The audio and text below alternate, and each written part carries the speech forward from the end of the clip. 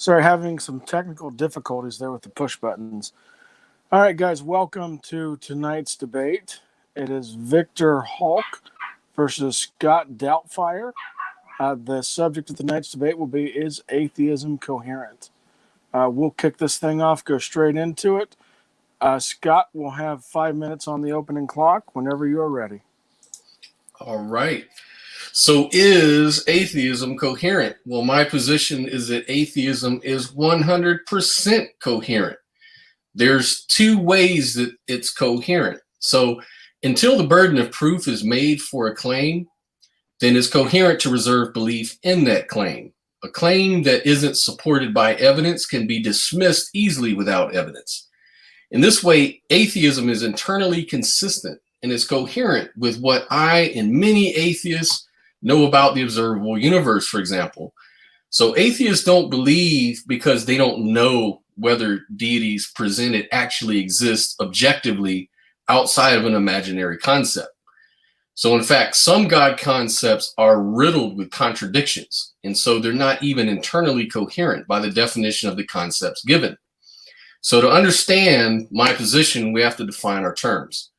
So atheism, as I'm using it, is the non-belief in God or gods.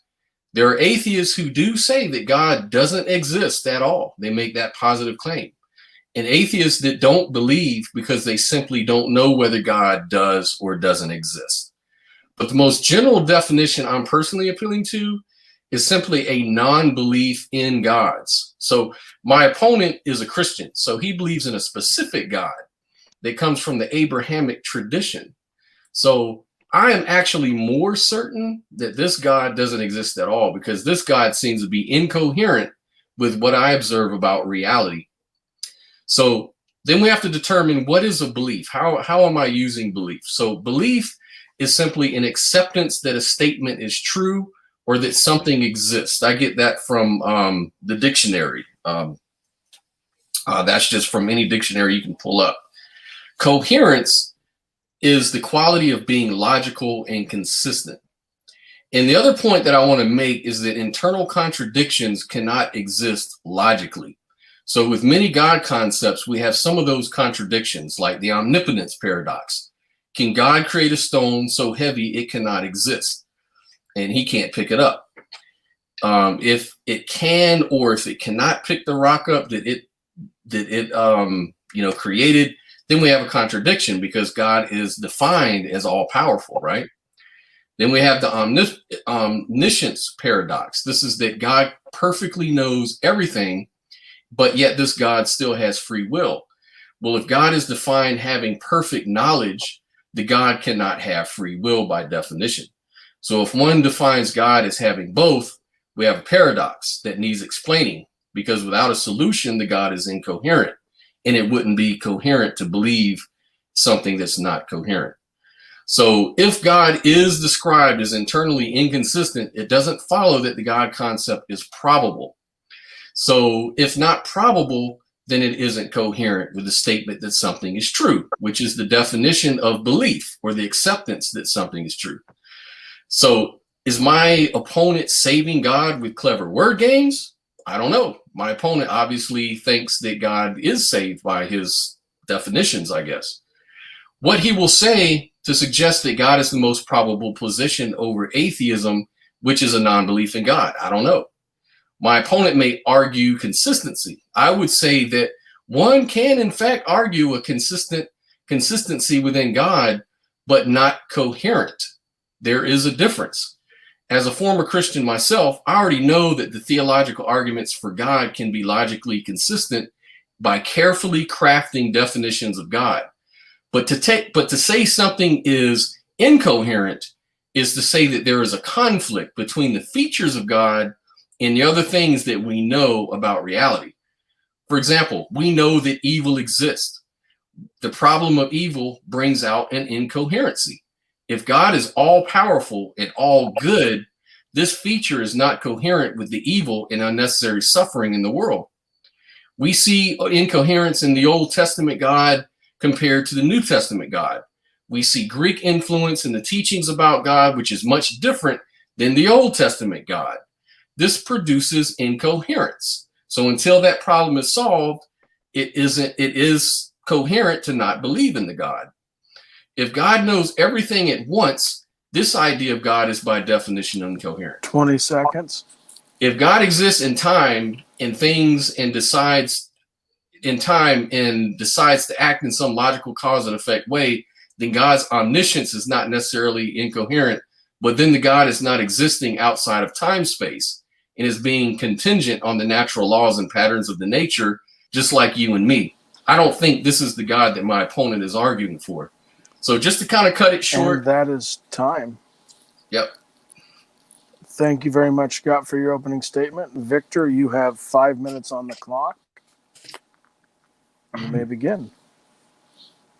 The debate here is whether atheism is coherent, rational. Okay, if my opponent wanted to debate whether God exists or not, he should have said that. What does it mean? What does a religion mean? A worldview means. A worldview means is the way you view reality. So how does atheism coherent? How is atheism rational with reality? Well, I apologize, but I have all my backup here with books. Okay, I'm not prepared with the laptop yet, but here's my first question to Scott. Okay, because the debate is whether atheism is coherent. I want to know. I'm not making a claim for God yet. I want to know how atheism answers the questions of reality. Question number one, the origin of the universe. There's scientific evidence that the Big Bang, okay, all started with the Big Bang. Energy, time, matter, and space, they're all starting with the Big Bang. Okay, I'm not asking how, I'm asking who or what created the universe. That's my first question. Second question, do objective morality exist?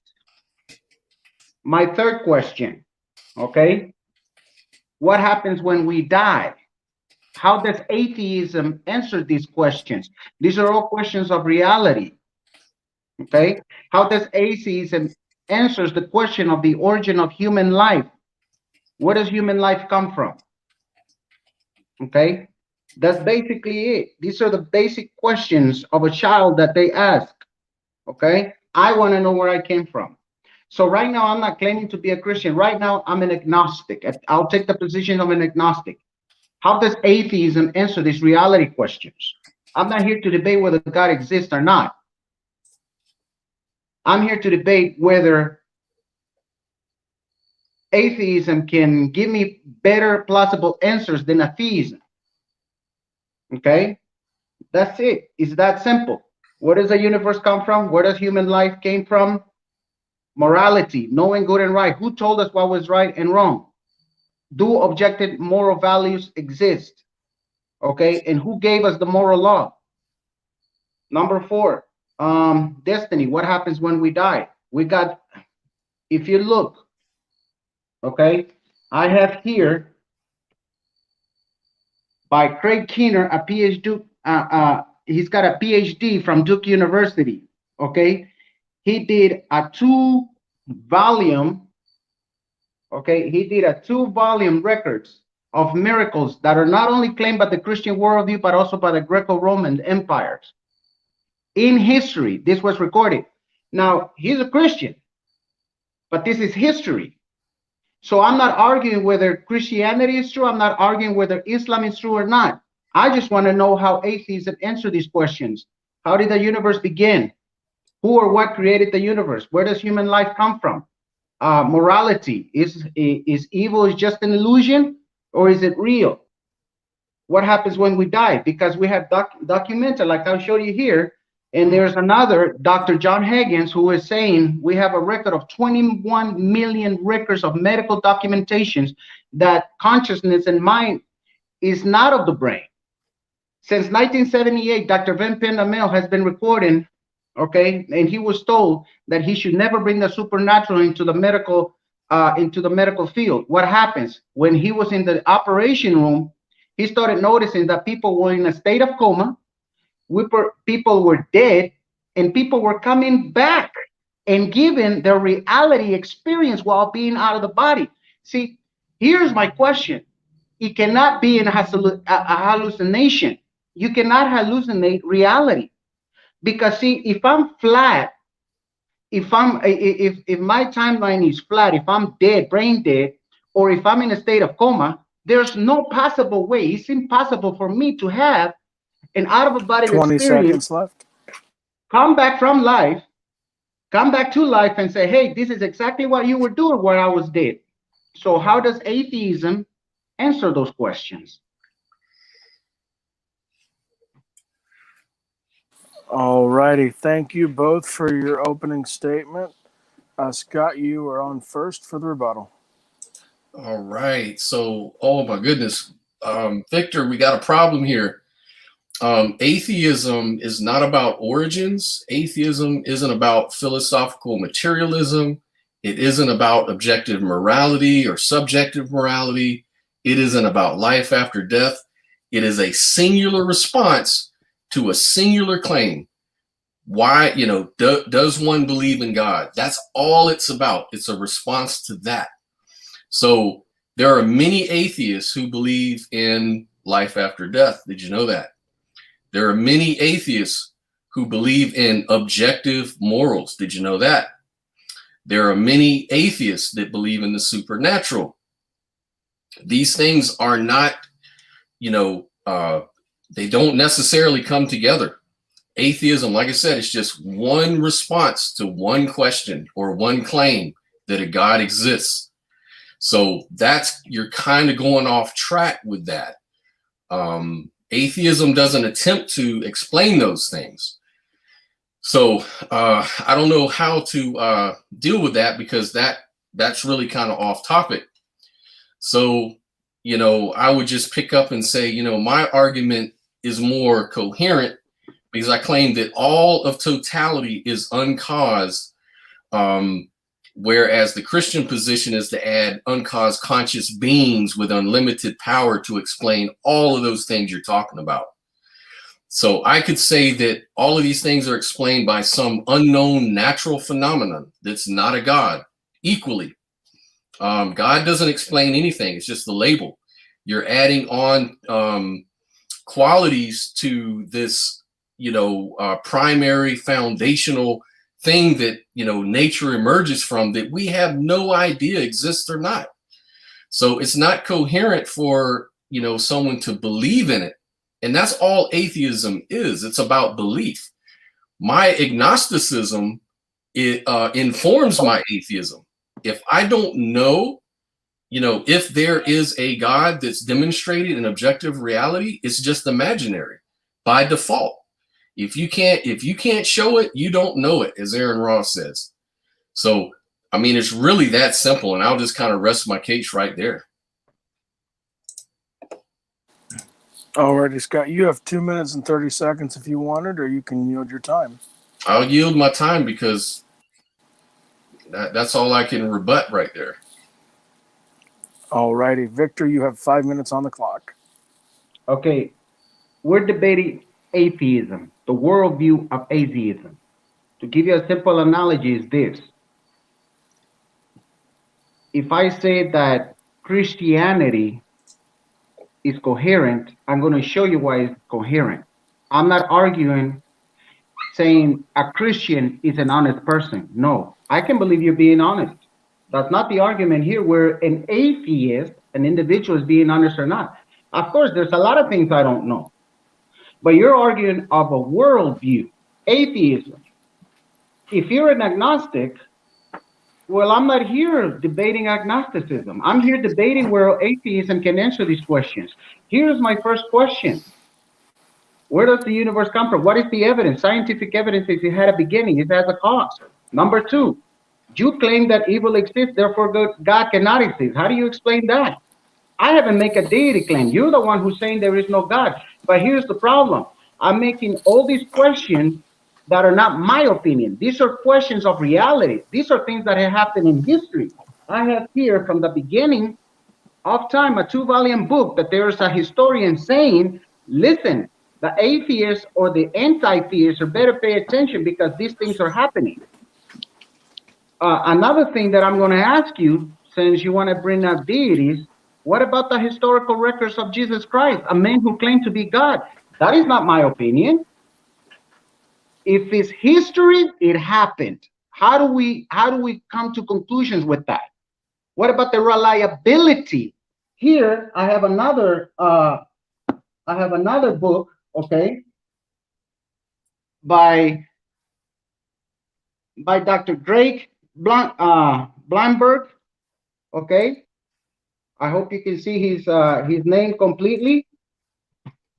Okay, he said this is the historical reliability of the New Testament. It's a Bart Ehrman. You cannot deny Jesus Christ. He's an atheist. Richard Dawkins, and I'm not trying to appeal to authority here because Richard Dawkins is a biologist, but when he was debating John Lennox, he says we cannot deny the reliability of the historical records that Jesus Christ existed. That's a man who claimed to be God. So I'm asking that how does atheism answer those questions? I didn't say how does an atheist, because at that point I'm making you, I'm holding you to all these PhDs and all this knowledge, and of course you as an individual don't have all the answers. I can agree with that, but you're arguing whether atheism is coherent. Coherent to what? To reality. I ask you over there, I say, hey, are you going to be, can you define the terms? And you say, yeah, coherent meaning rational to reality. You made the comment. Okay, well, you're not being rational here. I'm not arguing agnosticism. I'm not asking whether God exists. It seems to me you want to argue about it, then let's go. Then how does atheism, here's two simple questions now. How does atheism respond to a man who claimed to be God and proved it by resurrecting from the dead? What methods did you use? What methods does atheism have to disprove that? I'm not debating an atheist. I'm debating the worldview of atheism. That's all I'm saying. Because if atheism conforms to reality and my worldview doesn't, right now you're going to make me an atheist because I go where the evidence leads to. I'm done. Go ahead, Mr. James. All righty. Thank you guys for your rebuttals. Now, this is my favorite part of the debate. This is the 5-minute hot questions. Scott can rapid fire as many questions as he wants at you in 5 minutes.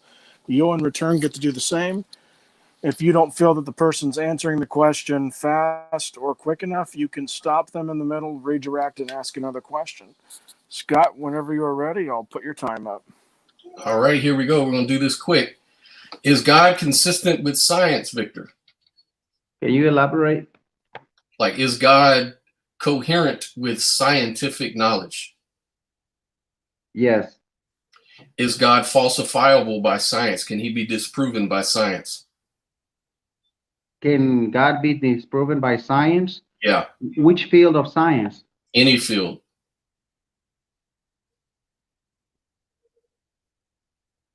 No. No, then God is not scientific. For something to be scientific, it has to be falsifiable. Is God beyond human understanding? I think we are limited to what we know about God, but we have enough evidence of Jesus Christ and who he is in the Bible. But is God beyond human understanding? I don't know. What does the Bible say about God and human understanding? That God is knowable. That God is reasonable. Nope. God cannot be illogical. God can be known. God revealed himself in the person of Jesus. Well, you're going to let me answer? Or if you already know the answer, you might as well not ask me and you answer. So you want me to answer or are you going to answer it? You can answer it, but I'm telling you right now, but go ahead. I'll quote the scripture for you. I'm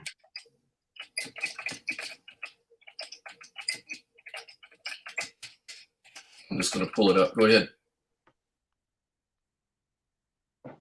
Go ahead. What? Go ahead and answer it if you like. Which questions you asked me? So Job 11:7-12 says God's ways are beyond human understanding.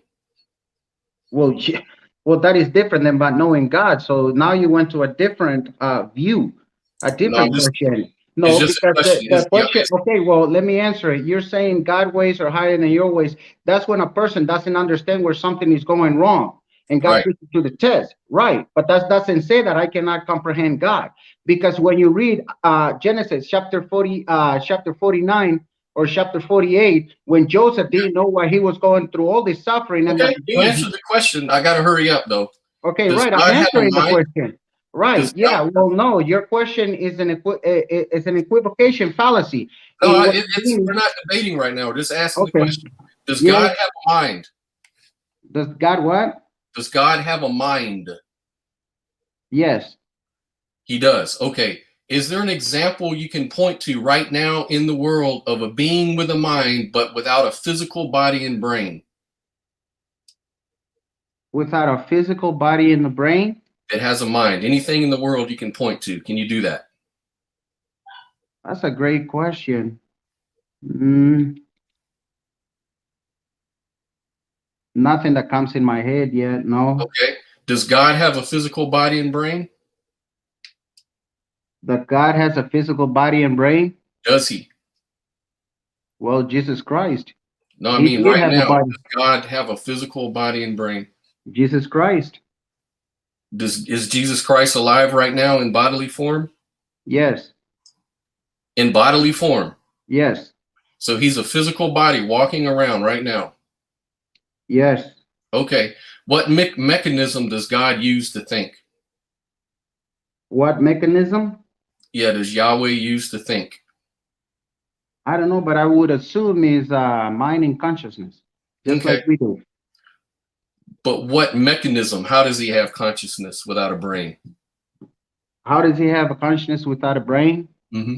Well, that's a spiritual question that I don't know. Okay. Is it coherent to believe things that you don't know? Well, it all depends. 1 minute left. Do you accept science? Which field of science? Any science? You don't know which field? What is there Like such any science. specific? Like, do you accept? Is there science you don't accept? The science of yeah, I accept science. Okay. Do you accept that the science that would reject God? Well, if it's coherent, of course I would. But if it's coherent, but do you right now accept any science that would reject God right now? Well, I don't reject something because of my feelings. I will reject something that is false. So if science can disprove something, of course I would accept what the scientific evidence points to. Okay. Is God conceivable? What does that mean? Like, can you conceive of God's fullness, of who God really is? That's the same question you asked me And earlier. that's time. All Okay. right, Victor, 5 minutes on the clock. You can ask God as Okay. many questions as you want. Same situation. Okay, you come across a computer. Who or what created the computer and how you came to that conclusion? Humans created computers because we can trace it back to manufacturers. We can see people make computers. There's many lines of evidence for why we can be sure that humans made computers. Okay, if you come across a note that says, "Hello, Scott, I'm Jesus," do you believe that the pen and paper produced that without a mind, or do you believe somebody left that note? Somebody left a note. Why? How do you know that? Because people write stuff all the time. In fact, people write stuff like that all the time. So you would agree that it takes a mind to give him to pass on information to another mind, right? You would never assume that information has the semiotics evolved from no mind. Would you agree with that? Information? What do you mean? Semiotics. Semiotics means symbols that carry meaning. Not necessarily, no. right? You will never believe that, right? I Because mean, like I you just don't said, know. I don't, not in all cases, no. right? Okay. Imagine a person is dead, right? A person is dead, has been dead for 3 days, and you know that for a fact he's been dead for 3 days. Then that person comes and tells you what you did in those 3 days. Is it rational to believe that that person have an out of body experience, or would you Yes, call that okay? Um, can you please give me the list of methods that you use to disprove God? to disprove God, you can't prove a negative. No, I said to disprove. You came to a conclusion that there is no God. You Right. To said that disprove. earlier. Wait, yeah. But you used the methods. I want to know what methods. You say I believe in science. I believe in science. So I want to know what scientific methods did you use to disprove that there is no God? Atheism isn't necessarily about disproving God. It's a belief that it's a rejection of the belief in God. Okay, well, what methods did you use? I To mean, not believe in God, okay, well, yeah, then that means you're being arbitrary and not being logical. You're claiming that you're logical and you're claiming that you're scientific. I want to know what methods. Listen to what I'm saying. Does fire burn? Yes or no? yes. Okay, and if I tell you that I believe, no matter what you tell me, that fire doesn't burn, what does that tell you about me? It means that you're incoherent. That's right. Okay, so what I believe and what you believe has got nothing to do with reality, because you and I know both that fire burns. Don't you agree? Correct. So if I come and tell you, how do you know that fire burns? What will you tell me? Because I experienced it myself, and That's others have right. experienced it Okay, also. right. And you can give me a scientific explanation why fire Correct. burns, right? Okay. Correct. Can you give me the same process that I'm asking you? How did you just prove that there is no God? Because we're arguing not agnosticism, we're arguing atheism. And if atheism is a lack of belief, well, how did you, you know what atheism means in Greeks? No God. It's making an affirmative, an affirmation that there is no God. And that's what I want to know, where atheism came with that logic, with that conclusion that there is no God. I Because didn't say you're there is no arguing, God. huh? I didn't tell you there is no God. I told you from the beginning Well, that I'm not arguing atheism. against you. I'm arguing against the coherence of atheism. I'm not. I can understand you. You had. I told you that before, and I explained it. I'm not here to argue with an individual. I'm here to argue in the worldview of atheism. You claim that the atheism is a coherent worldview. Then you made Atheism a statement. Then you made a claim that you, as personally, don't believe in a God exists. Okay. Well, how do you came to that conclusion? That's all I want to know. because it was never shown to me that God exists. Oh, so it was never shown to you, but you just agree with me right now that whether fire burns or not, whether I believe fire still burns. So It was I shown think, to me that fire burns. right. Okay. Well, I listen to the analogy. Whether you believe in something that exists or not got nothing to do with 40 reality, seconds left. because do you agree that God could exist? That I don't know. Then you're not arguing atheism, you're arguing agnosticism. Atheism has words have no intrinsic meanings.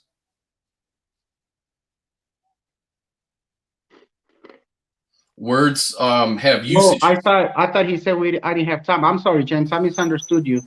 Oh no, I said you had 40 seconds left. I'll rewind that real quick, give you 30 seconds on the clock, Oh, and okay. begin again. Okay. You said that fire burns whether I believe it does or not. Did you not? Yep. Okay. So God exists whether you believe it or not, right? Yep. There you go. That's not atheism. That's agnosticism. If I say I don't know, according to the Stanford Encyclopedia, it says that atheism is atheism is making an affirmation that no God exists. A means negative no. Theism means God. Atheism, no God. Okay. Now, in the 1900, the 1800, when Darwinism started coming up, and all of these guys started And pop that up, and is the new modern. time. So, Victor, Okay. I'll let you continue your thought in a minute into open discussion. During this time, guys, if you are watching, have about 8-9 viewers. Thank you very much. If you have any questions, please hit them up now. After the 20-minute conversation, then we will hit up question and answer and 5-minute closing statements. And thanks again to the two debaters. All right. So atheism is, again, defined as disbelief or lack of belief in existence of God. It doesn't mean that we know God does not exist. That's you can be an atheist and say that. In fact, there's a philosophical definition of atheism that says no gods exist. But atheism, words have usages. They don't have intrinsic meanings. Do you think that words have intrinsic meaning? Give me an example. Like, do you think words have meaning? Of course, words have meaning. Huh? You think that? Well, you don't think words have meaning? No. Words have usages. So we're just arguing and being meaningless. No. Why we're even in the debate then? Let me ask you this. Why do you think dictionaries have different usages for words? Like you see, there's like maybe 10 different usages of a word. Like if you say that the refrigerator is running, is that the same as a Ethiopian is running in a race? Is that the same thing? Hold on. But we can logically conclude that we're saying that the refrigerator is on. So that's an equivocation fallacy with you, where you misusing a word that means something here, and then you're applying it to this. That's an equivocation No, fallacy. I'm saying that words, okay, let me ask you this. Just like race, just like running, can have different meanings. No, so because can if you atheism have different. Well, let me answer the question. Let's stick to one, and I'm going to answer. I promise you, I'm going to answer you because I'm really interested. Because you're making an affirmation, an affirmative. The title of the debate is called "Is Atheism Coherent?" And so far, you want to dive in and say that it's coherent. And then when I ask you reality questions, not Christian questions, I haven't claimed that a God exists yet. You're the one who's denying that a God exists. That's fine. But here, when I ask you reality questions, you're saying I don't know. Then right. You're an atheist. You're an agnostic. Right. Do you understand that? But that is not atheism. But that is not atheism. Atheism is making a lack of disbelief. Is atheism about beliefs or not? Of course it is. Don't you believe it? Agnosticism is about knowledge, is it not?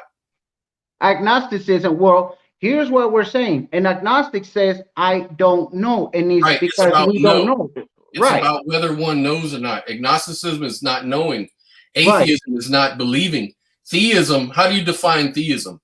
What is theism? Well, theism is somebody have a religious belief. Somebody that believes in right. So atheism is the opposite of believing in God. It's not believing in God. And that's why you have a problem explaining yourself. Because you have to understand this is very well known.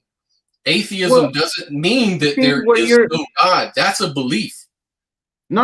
Hold on. Listen to the title. Listen to the title. A is the negative in Greek for no. A is the negative in Greek for no. Theism, theos, means God in Greek.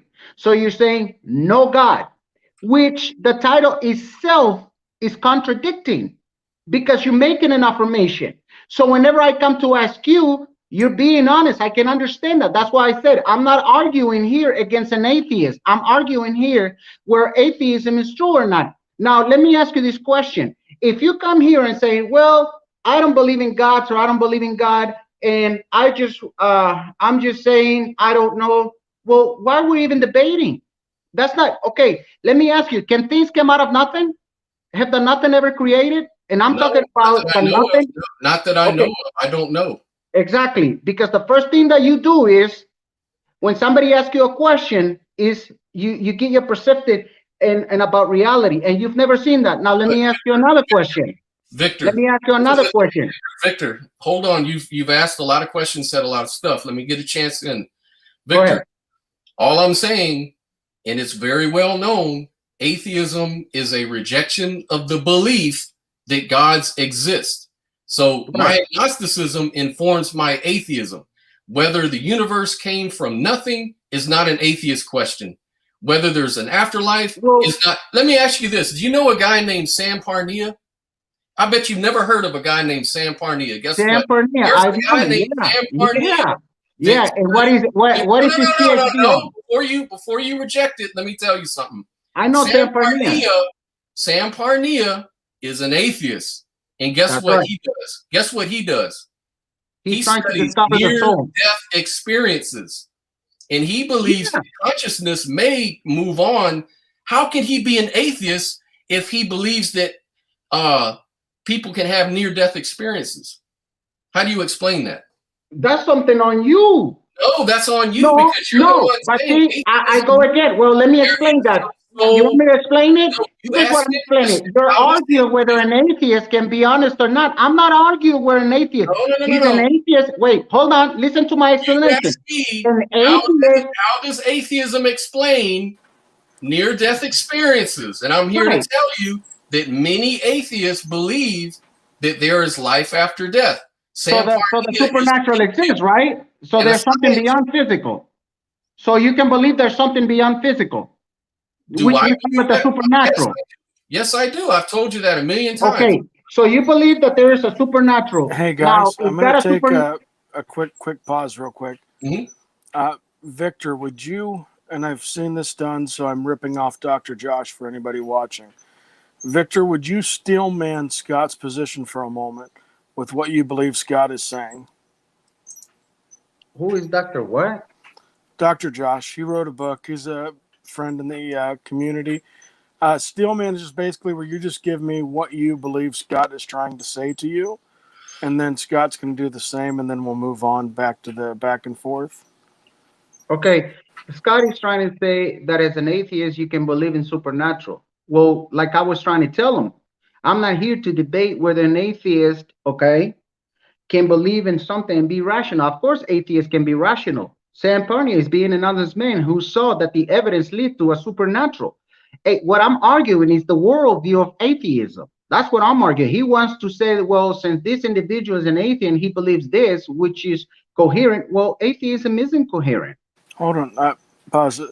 And the Steelman, you just give just what you feel is the best representation of what your opponent's saying. Scott, can you give me a short Steelman of Victor's position? Okay.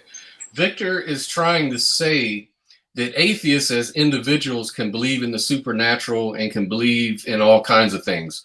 But atheism, he says, is a worldview that means one thing. It doesn't mean a lot of these other things that individual atheists might say they don't know about. That's what I'm getting out of what Victor says. Alrighty, thank you, Scott. Now you guys can go back and dialogue. Thank you. Right. But what I want to correct you on with your steel man is that, atheism is a worldview. Is only a one view. It's not a worldview is what I meant to say. Atheism is a view only about one claim, and that's about whether you believe in God or you don't believe in God.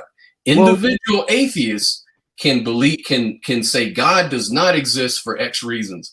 Or they can say, I don't know whether God exists. Okay. But the commonality is they don't believe. Right. That's well, you just answered the question yourself. You said that there's the possibility of a God, that there's the possibility of the supernatural. And bringing Dr. Sam Parnia, a medical doctor, into this, which he saw in the operating room, people were coming back to life.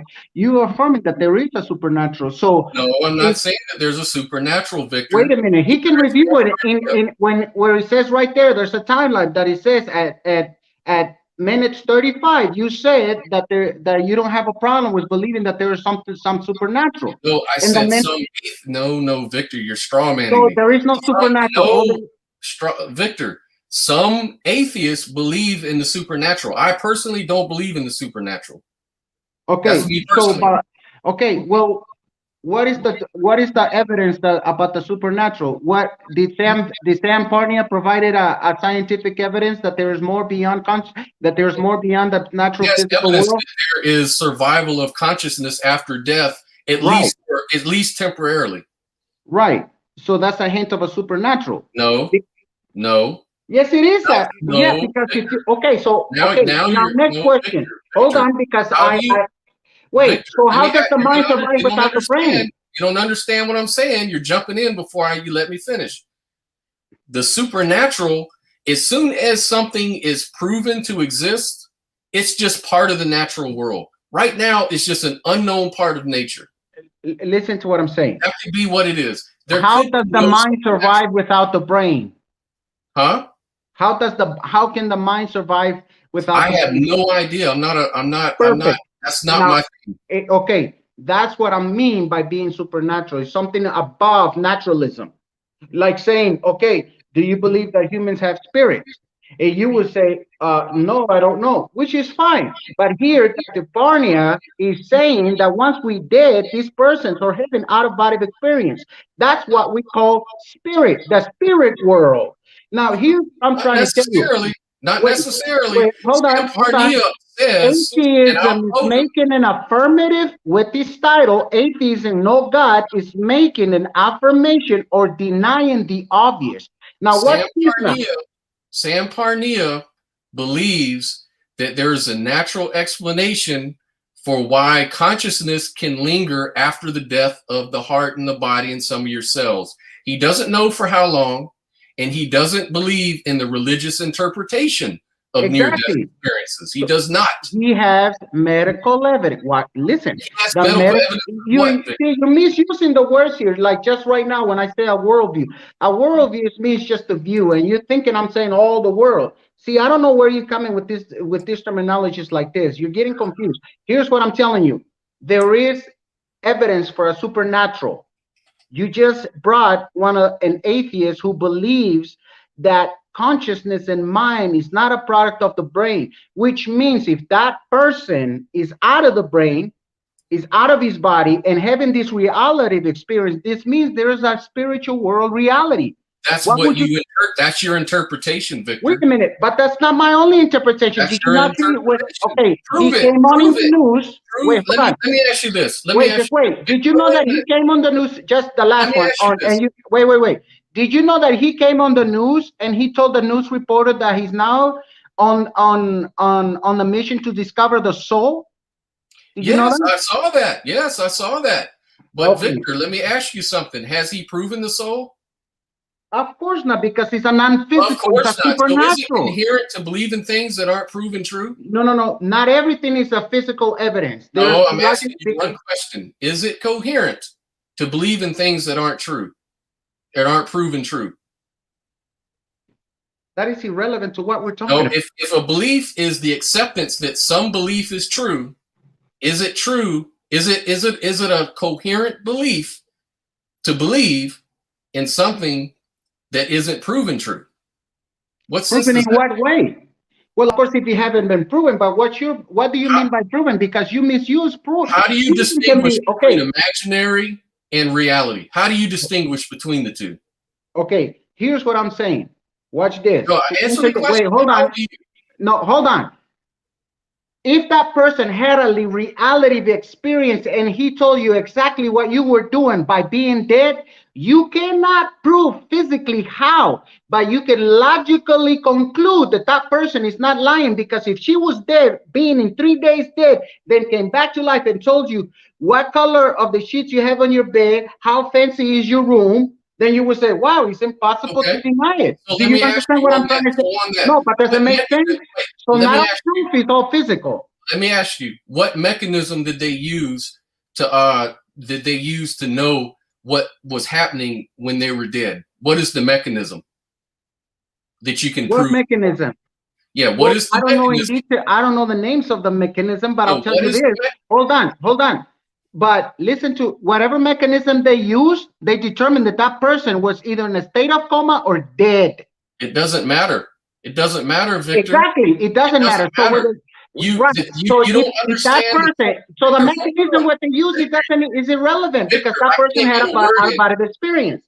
Victor, if you don't know how something or why something happens, then you can't say you know it's supernatural. You can't say that. Wait. You don't know whether there's a natural explanation. You diverted from what you asked. I don't know how you asked this question. That's irrelevant to what we're going. Listen no, it is not. I'm going right off. I'm going to ask you the question. In the timelines of 37, you agree that the possibility, that consciousness is not a product of the brain, because Sam Parnia says so. You and I said we can agree at that. Why? Because if that person is flat dead, I even asked you in my 5 minutes cross-examination, you said I asked you if a person is flat dead and told you everything that's going on, do you believe that it does an out-of-body experience? And you said yes. Again, you're straw manning. You're straw manning me, Victor. Okay, let me ask you again. Victor, wait. You're running your mouth. You want to make a claim of straw man. That's not a straw man. Victor, this is why you don't understand me. quick pause real Because quick. you run your mouth a million miles an hour quick, and you don't give me a chance to explain. Scott, or my even apologies. answer. Scott, my apologies real quick, guys. So you guys were doing really, really, really good in the beginning. I feel like this part's gotten heated. I would just encourage for the last 5 minutes, let's dial down, get back to where you guys were going. Ask two questions, then I'll ask 2 questions, Scotty. That way we can be organized, okay? You ask 2 questions, I'll ask 2 questions. Scott, if you agree to that, we can do, instead of 2 questions, we'll have Victor ask a question, you ask a question. And there you go. There you go. I'll ask a couple questions really quick, but I just want to say there's a straw man in here, and I don't know if you're intentionally doing this or not. But the thing is, I told you specifically there is evidence that people may experience, have an experience after their brain flatlines. I agree that there's evidence. I didn't say I believe in the supernatural. I didn't say I believe in anything. I said there's evidence of something strange about having an experience after the brain flatlines. There's evidence for that. It's obvious. But there could be natural explanations and there could be supernatural explanations. We don't know. But to say that we know it's supernatural is just grabbing at straws. But anyways, let me ask some questions here. Well, since you gave an explanation, now I'm going to give you my explanation. When I say supernatural, it means something that is non-physical. Okay, that's what it means. It's not saying, that there should be a natural explanation. I don't know what you mean by that, but like I said, there's 2 ways to conclude something: physical evidence and logical conclusions. And you've been claiming that you have logic in all your debates. Okay, you can tell when a person is lying and is not lying. When the person contradicts itself, there's no physical way to prove that, but you can conclude that that person is lying. For example, if a person says 5 + 5 is 11 and you say 5 + 5 is 10, you come to the conclusion that person is being illogical. So does non-physical things mean supernatural? Does what? Does a non-physical thing, like a thought is not a physical thing, right? Right. Does that mean it's supernatural to you? That's the terminology I'm using to describe the supernatural. So scientists think thoughts are supernatural?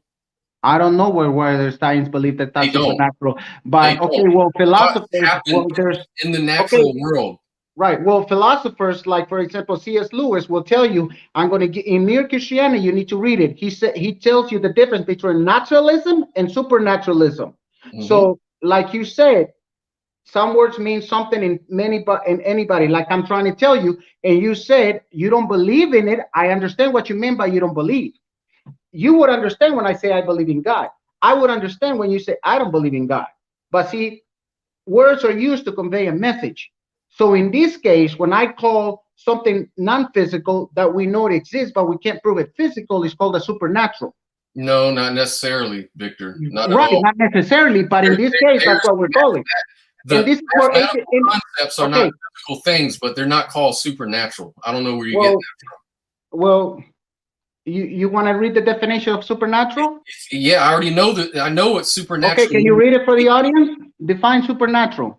Supernatural can mean meta-natural, like above the natural. It can be transcendent. It can be, and it usually refers to a spiritual world, to the spirit, to the world of spirit. That's what supernatural usually means with people, but it has different meanings. Attributed to some force beyond scientific understanding of the laws of nature. Correct. Now, right. Our thoughts beyond our thoughts and experiences beyond science. What do you mean by science? I mean, like the neurology, for example. What about it? Is thoughts in brain states, is this something science can't study, in your opinion? Study what? The thoughts? Thoughts and cognition and things like that. These spiritual things that you say are supernatural. Does science study those things? I don't know. How do you think they treat depression? Why do you think certain physical pills? That's a red herring fallacy. You haven't made an argument. It's a red herring. Hold on. We've been talking for 49 minutes and you have agreed that there's more than the physical with the near-death experience, and you still haven't made an argument why atheism is coherent. Atheism is Atheism that is just not believing God. atheism, like you gave the definition, is a denial of a belief, an existence of a deity or of a God. You still haven't made your argument. You're not Show making an me in the argument by asking me Encyclopedia of questions. Hold on. Philosophy. Wait, so you can Show understand me where where I'm it coming says from. And I'll atheism give you the rest of the rejects. time. Listen, make an Wait, argument. show Make me in the an argument. encyclopedia where atheism means that there can be no physical non-physical reality. Show me that in atheism. I've never said that. Why are Yeah, you saying that? yeah, I'm saying that you haven't made an argument for that atheism is why coherent. would I make an argument for All that? right, guys, That has nothing to do with it. that is time. I appreciate you guys going back and forth for 20 minutes. We're going to hit some questions. Right after the questions, we'll do the 5-minute closing statements.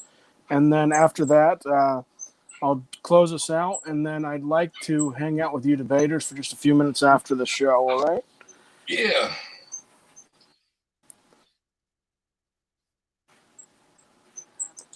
All righty. So the first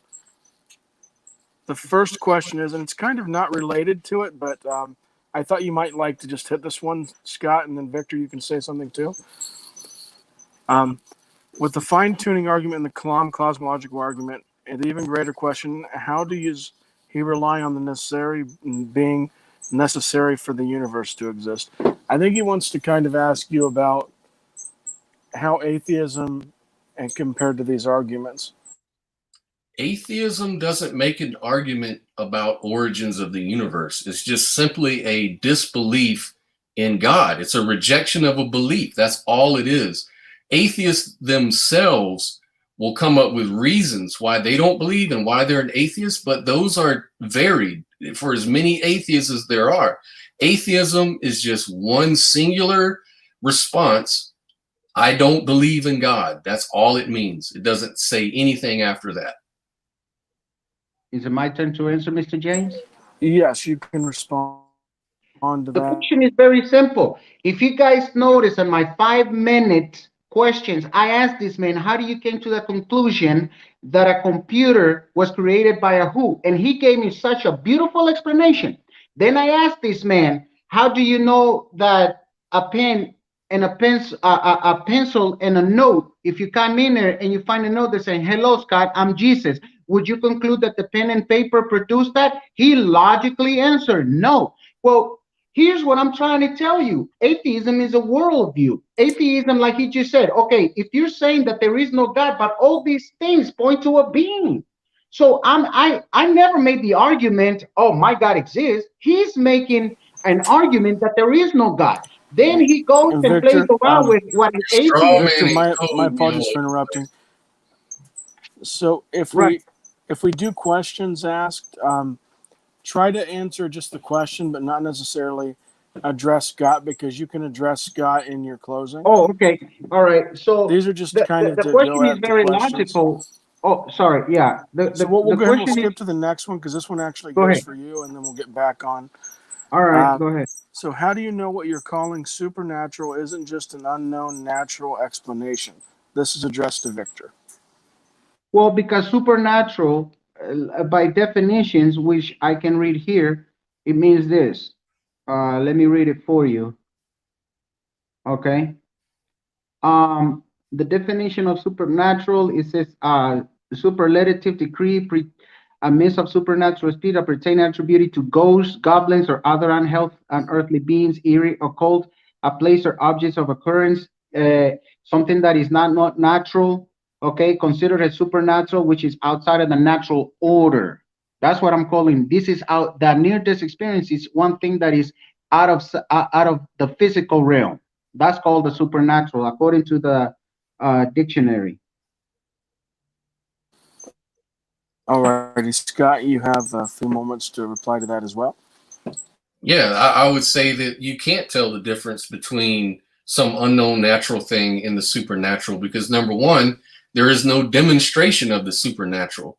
There's no demonstration of anything like that. Before we understood about quantum field theory was considered a supernatural sort of concept.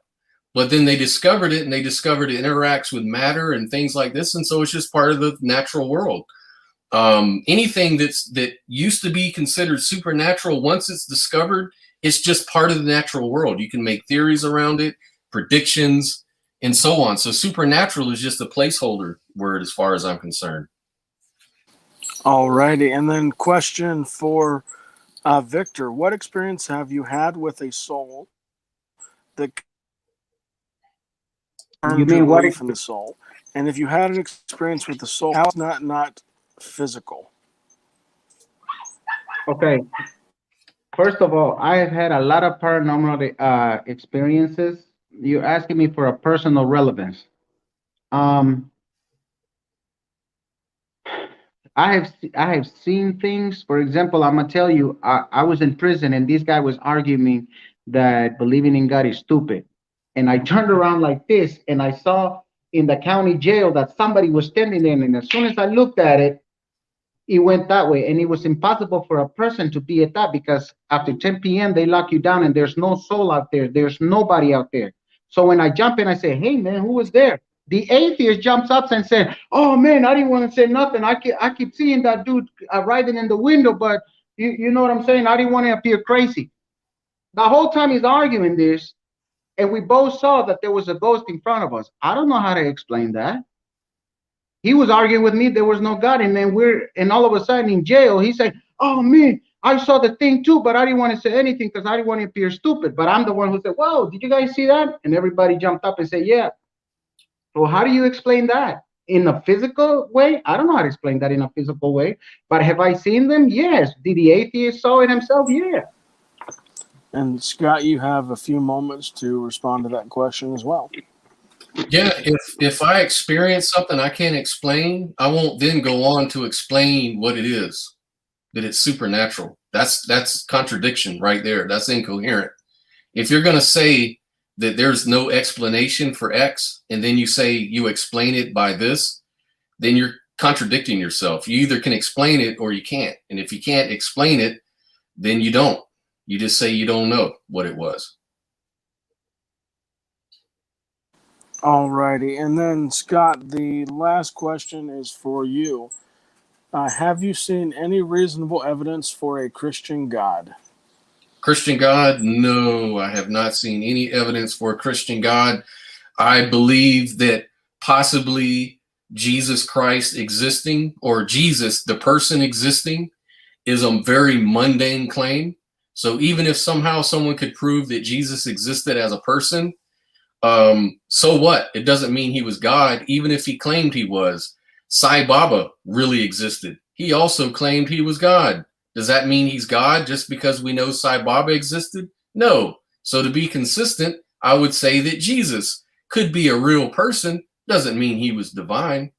And so I have no other reason to think that Jesus was God. There's no contemporary sources of the first century that talk about Jesus being resurrected from the dead. And it seems like something like that would have rocked the ancient world, and more people would have testified to that.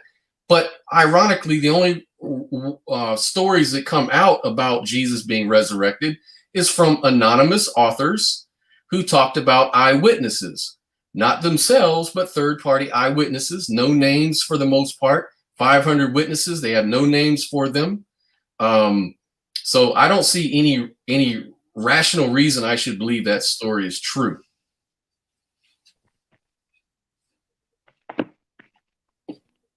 All righty, Victor, you have a few moments to respond to that. And then after that, there was one other question just came in. We'll make that actually the very last question. Well,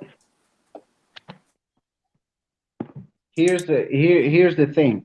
I asked the question earlier, what have been the methods to disprove the historical reliability of Jesus? Well, he's telling me one thing right now, and I hear in another. Here's what I'm going to tell you.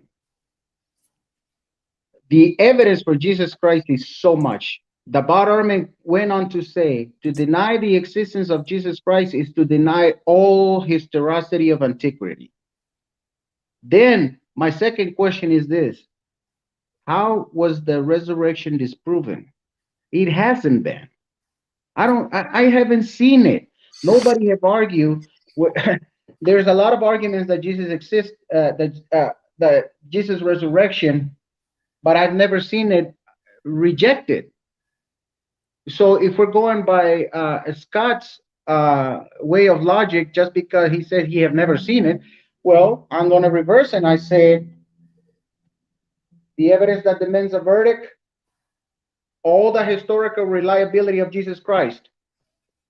Come, let us reason. All those who compare mythology with Jesus Christ, right here affirmed by Bo Copen, PhD of West Palm Beach. That's my reference.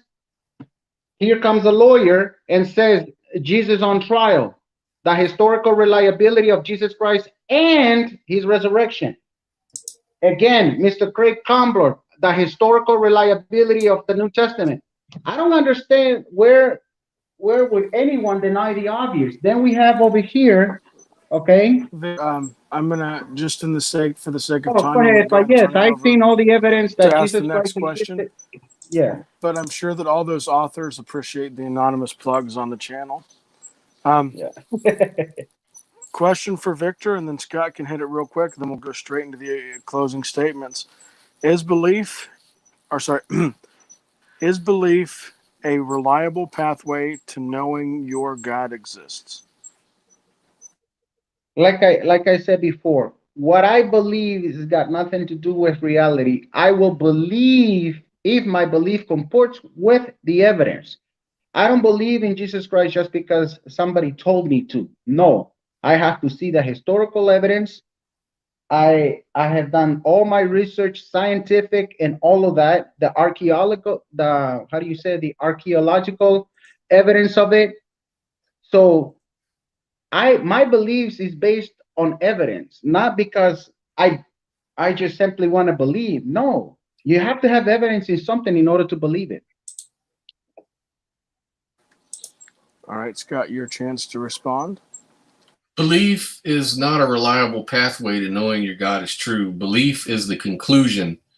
So if you conclude something is true, then you should have evidence for why you believe it, or there should be some good reason for why you believe it.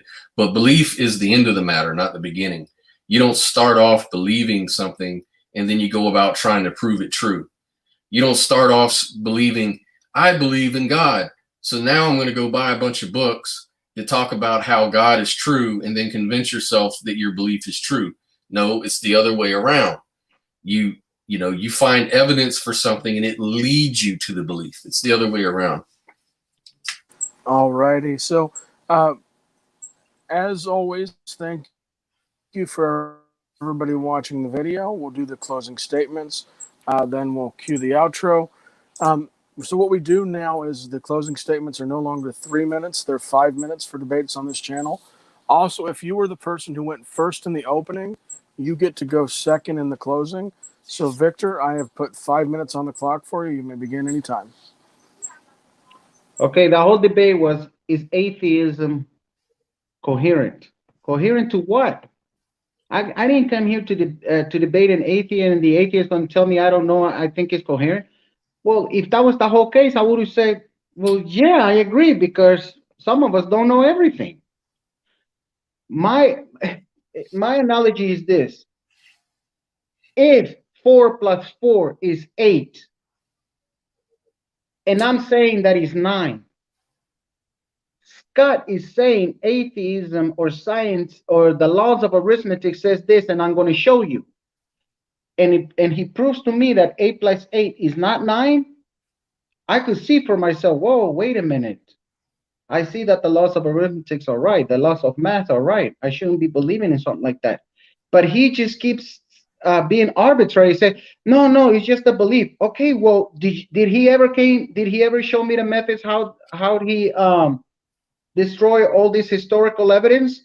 How all this historical evidence against Jesus are false? No. Does he know the methods of how to falsify religion? No. Did he prove that atheism is coherent? No. And I'm going to show you something. He committed the taxi cab fallacy. The taxi cab fallacy is this.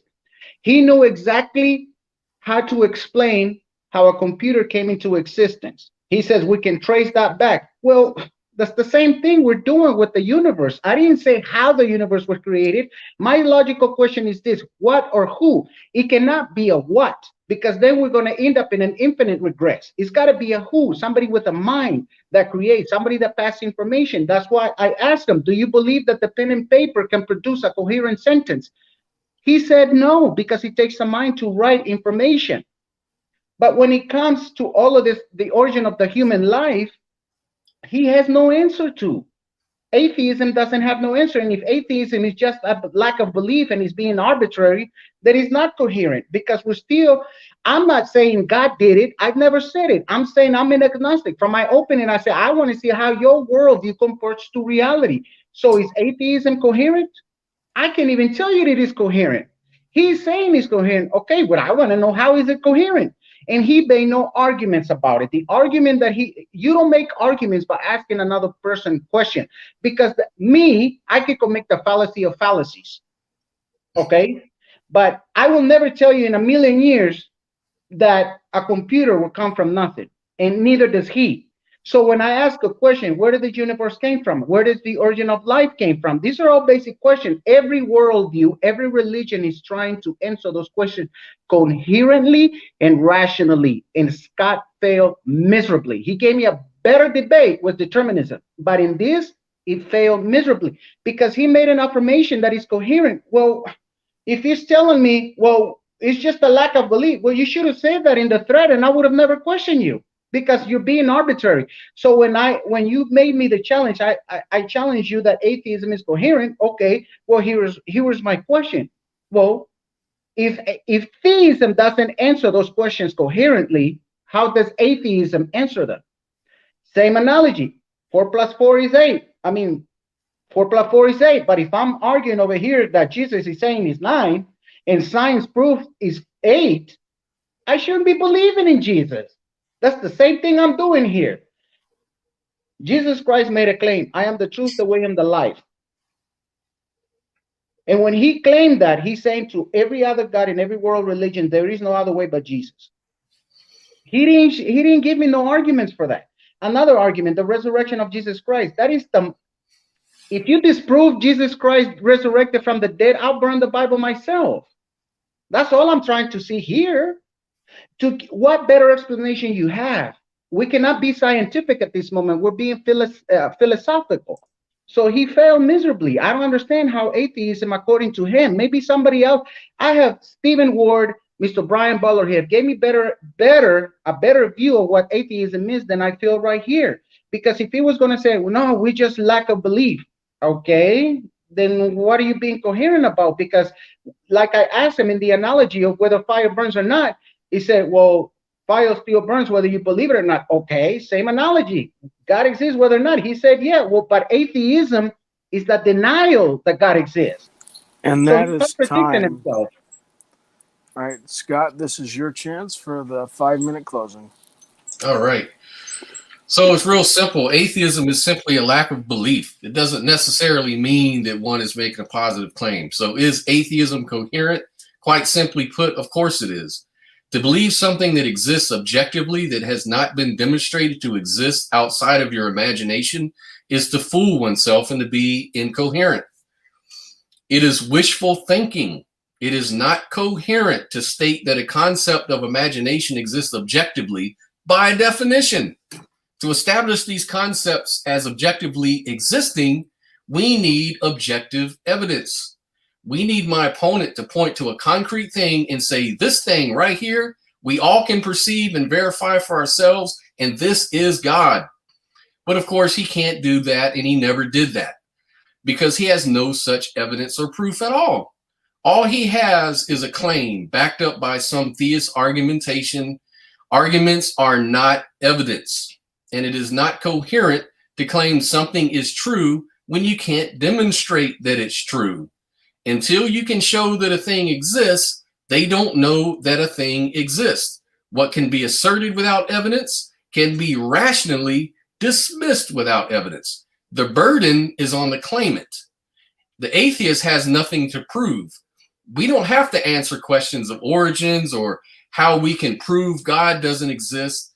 That's not the job of the atheist. The atheist just has to not believe in God for whatever reason.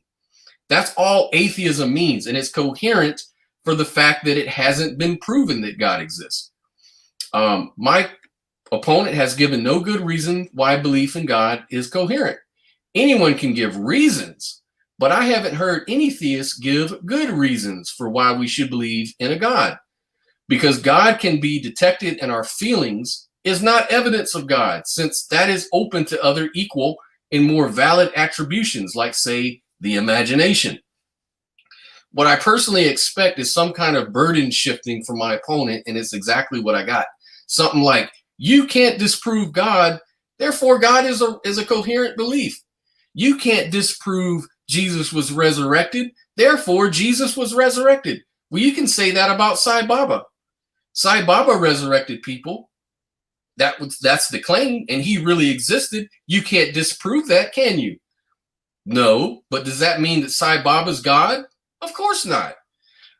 That's how reason works. He may try to play the old, you can't know things without some sort of grounding in God, or you can't have a moral standard without God, or all these attempts to somehow reason a God into existence. First, you must demonstrate that your God exists in reality, concretely. How do we determine the difference between real and the imagination? He never answers that. How do we tell the difference between the abstract concept and a concrete reality? If my opponent has other ways besides science, I would have loved to hear about it, but he gave none. He just says that he believes, and he showed a bunch of books of theologians and people that argue for the resurrection. Those aren't proofs. Those are arguments. And they may be convincing to some, but they're not convincing to me. And because I'm not convinced, I'm an atheist. An atheist is coherent as long as you really don't believe in God. And that's really all there is to it. So I finish right there.